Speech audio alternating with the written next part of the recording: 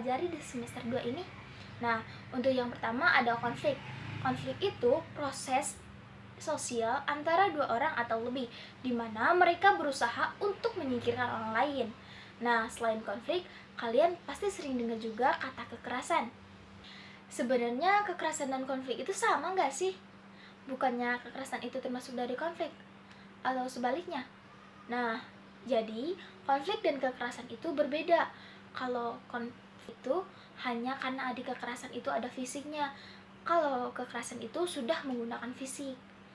Konflik itu terbagi menjadi dua, yaitu konstruktif dan destruktif.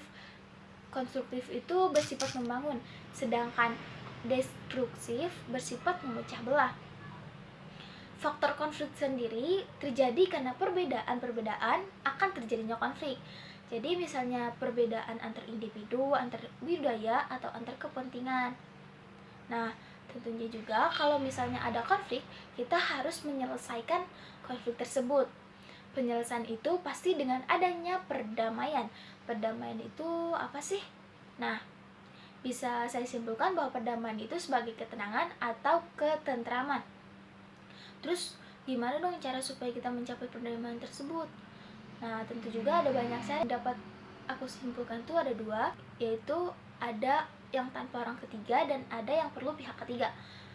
Nah, segitu dulu materi konflik, kekerasan, dan perdamaian. Selanjutnya, kita akan masuk ke integrasi. Integrasi adalah penyatuan unsur-unsur budaya atau proses penyatuan dua belah pihak yang berbeda. Bentuk integrasi sendiri ada tiga.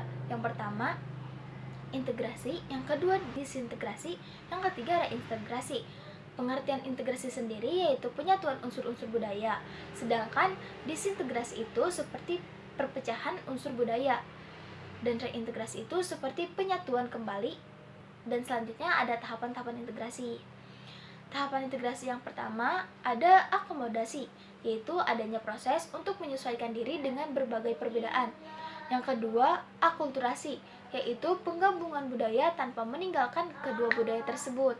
Nah, yang ketiga yaitu penggabungan budaya tetapi meninggalkan budaya lama dan membuat budaya baru.